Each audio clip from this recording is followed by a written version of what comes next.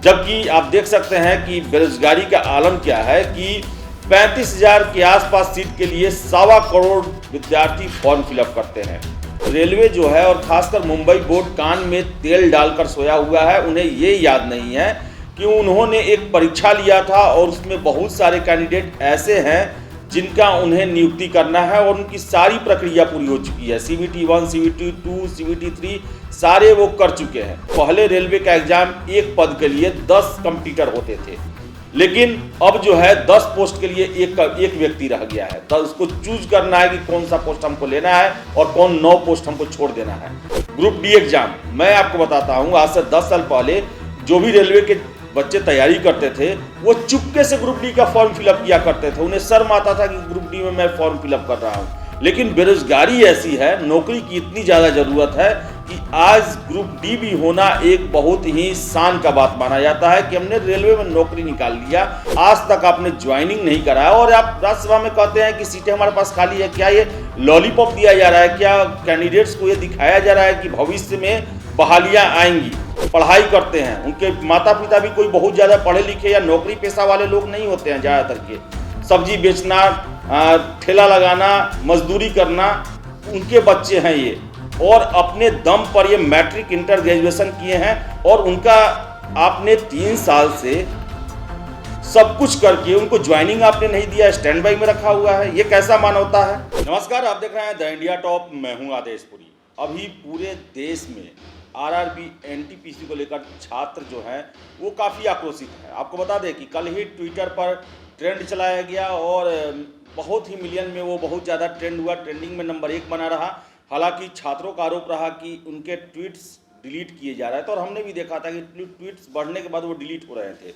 आपको बता दें कि रेलवे का जो अभी कार्य प्रणाली है कुछ दिनों से काफ़ी ही संदेह के दायरे में कि आखिर रेलवे ऐसा क्या कर रहा है। मामला आपको हम बताते हैं कि एक खेल देखिए रेलवे का, और ख़ासकर मुंबई जो बोर्ड है, सेंट्रल रेलवे जो है वहाँ का देखिए खेल कि 2018 में ALP यानी कि असिस्टेंट लोको पायलट टेक्नीशियन का पोस्ट आया था, जो कि पहले 27,000 था, जिसे बाद में 64,000 के आसपास कर दिया गया।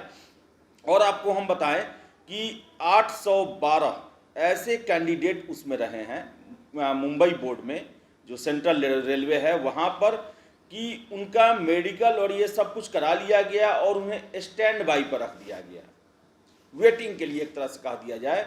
जबकि आपको बताएं कि रेलवे में सीटें खाली हैं और रेलवे में एक चलता है कि मेडिकल उन्हीं का कराया जाता है जिनका ज्वाइनिंग होने वाला, वेटिंग लिस्ट वालों का मेडिकल नहीं कराया जाता है। लेकिन ये 812 ऐसे कैंडिडेट हैं जिनका मेडिकल भी करा लिया गया और उसके बाद देखिए कि पिछले 3 सालों से इन्हें स्टैंड बाई में रखा गया है। इन्हें समझ में नहीं आ रहा है कि आखिर हमारे साथ क्या होगा।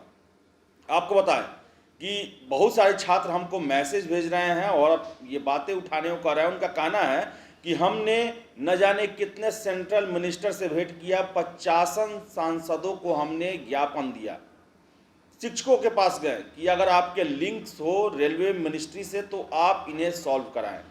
लेकिन आपको बता दें कि इन्हें आश्वासन पर आश्वासन दिया जा रहा है। पिछले 3 सालों से इन्हें जॉब नहीं दिया जा रहा है। इसके साथ ही साथ आपको बता दें कि छात्रों का कहना है कि अगर ये वेटिंग लिस्ट में थे तो इनको मेडिकल क्यों कराया गया? अगर मेडिकल हो जाने पर एक तरह से प्रमाण हो जाता है कि हमें लिया जाएगा, या फिर जब सीटें नहीं थी तो फिर आपने उतना का विज्ञापन क्यों निकाला?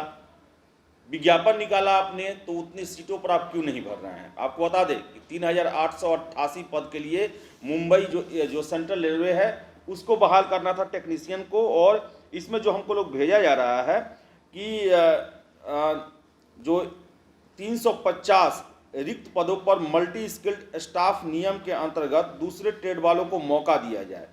इसके अलावा इन्होंने दिया है कि एक कुदुवादी जो है वर्कशॉप के टेक्नीशियन ग्रेड 3 के 303 डिमांड रिक्त सीटों पर जल्द सेंट्रल जोन हेडक्वार्टर से अप्रूवल देकर RRB को डिमांड भेजा जाए। तो ये भी अब जो है अपनी मांगों को लेकर ऊपर तक बातें पहुंचा रहे हैं। लेकिन रेलवे जो है और खासकर मुंबई बोर्ड कान में तेल डालकर सोया हुआ है। उन्हें ये याद नहीं है कि उन्होंने एक परीक्षा लिया था और उसमें बहुत सारे कैंडिडेट ऐसे हैं जिनका उन्हें नियुक्ति करना है और उनकी सारी प्रक्रिया पूरी हो चुकी है। CBT 1, CBT 2, CBT 3 सारे वो कर चुके हैं।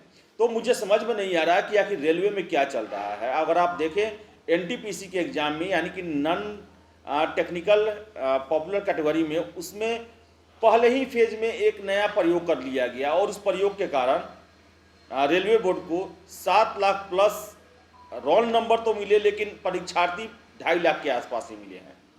और इसके बाद रेलवे बोर्ड के द्वारा ये भी कहा जा रहा है कि हम 35,000 जो वैकेंसी निकली है, एक एक सीट को पूरा किया जाएगा। तो छात्र मैसेज कर रहे हैं, हमसे पूछ रहे हैं कि आखिर रेलवे बोर्ड से ये भी पूछा जाए कि क्या वो उस समय भी अपने जवाब में यही कहेंगे कि हमने 35,000 रोल नंबर की बहाली कर दी है, भले ही उस पर 5,000 लोग आए या 10,000 लोग आए।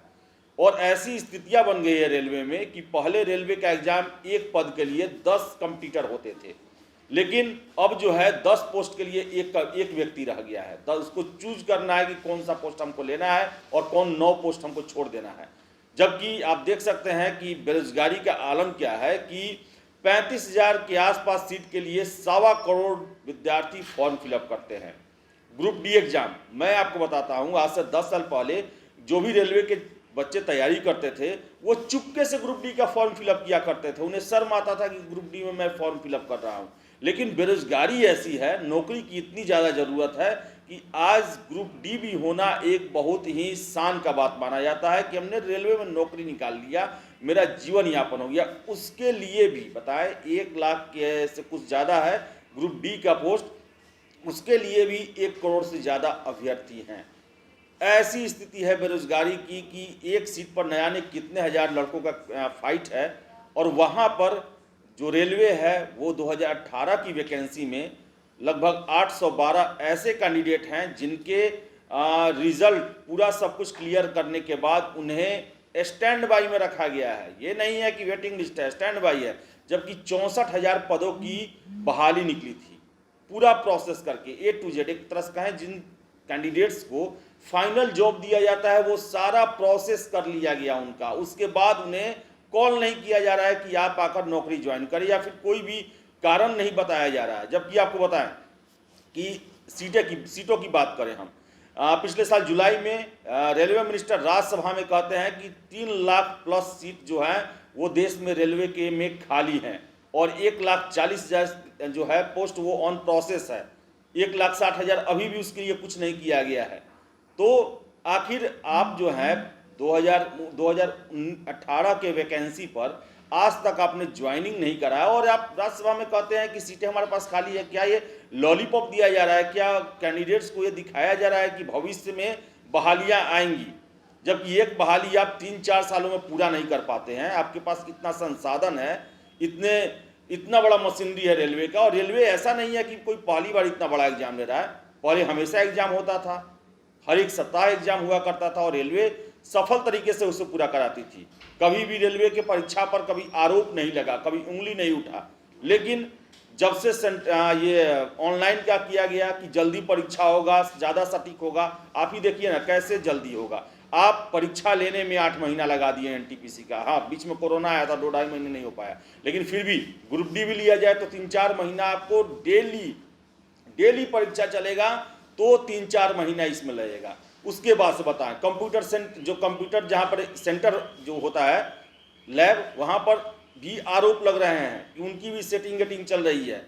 बहुत सारे छात्रों ने एग्जाम के समय हल्ला किया था, बवाल किया था कि कैसे वहाँ पर सेटिंग किया जा रहा है। कंप्यूटर सेंटर के द्वारा क्वेश्चन आउट कराए जा रहे हैं, कैंडिडेट्स को बैठाया जा रहा है वहाँ पर और केवल वो माउस हाथ में पकड़े रहते हैं और उनके क्लोन कर लिया जाता है उनका सिस्टम जो है, और वहाँ कहीं और बैठे हुए लोग जो हैं उनके बदले में प्रश्न को सॉल्व करते रहते हैं। इसके अलावा बताएं आपको कि जो आप प्रयोग नया किए, इसमें प्रयोग किया जाता है जब मल्टी पोस्ट एग्जाम हो तो उसमें अंतिम फेज में रैंक के हिसाब से पद दिया जाता है, चॉइस के हिसाब से पद दिया जाता है। जो कैंडिडेट्स अच्छा परफॉर्मेंस करते हैं उनको कहा जाता है कि आप चॉइस डालिए कि आपको किस सेवा में जाना है। यहाँ वो पहले पीटी में ही कर लिया गया और इसके कारण क्या हुआ, आपको 20 गुना रिजल्ट देना था, आप 7 लाख रिजल्ट तो दिए लेकिन वो केवल रोल नंबर था। जो इंसान है, जो छात्र है, वो 2-2.5 लाख के आसपास ही बता रहे हैं लोग। और कल ट्विटर ट्रेंड चला, उसके बाद भी आपका जवाब जो है वो गोल मटोल आता है। आप अपनी बातों पर कहें तो केवल उसको किसी तरह मरहम पट्टी लगा रहे हैं, लेकिन उससे कोई निदान नहीं हो रहा है। उनसे इससे आपके जवाबों से छात्रों को संतुष्टि नहीं मिल रहा है, बल्कि वो और आक्रोशित हो रहे हैं, क्योंकि वो उन्होंने भी देख लिया और मान लिया कि आप भी कह रहे हैं कि 7 लाख रोल नंबर हैं, जबकि उन्हें छात्र चाहिए। बेरोजगारी इतना ज़्यादा है, सवा करोड़ लोग जो हैं, कितने देश का इतना जनसंख्या नहीं है, उतना लोग एक एग्जाम में बैठ रहे हैं। और आप सबसे बड़ा आश्चर्य मुझे लग रहा है, 2018 से आपने टेक्नीशियन वालों को स्टैंड बाई में रखा है। आप समझते हैं पहले जो टेक्नीशियन ड्राइवर या फिर ग्रुप डी और एनटीपीसी एग्जाम देते हैं, उन लड़कों की स्थिति क्या होती है। गांव में रहने वाले लड़के होते हैं, किसी तरह अपने संसाधन से पढ़ाई करते हैं, उनके माता पिता भी कोई बहुत ज़्यादा पढ़े लिखे या नौकरी पेशा वाले लोग नहीं होते हैं। ज़्यादातर के सब्जी बेचना, ठेला लगाना, मजदूरी करना, उनके बच्चे हैं ये, और अपने दम पर ये मैट्रिक इंटर ग्रेजुएशन किए हैं। और उनका आपने 3 साल से सब कुछ करके उनको ज्वाइनिंग आपने नहीं दिया, स्टैंड बाई में रखा हुआ है। ये कैसा मानवता है।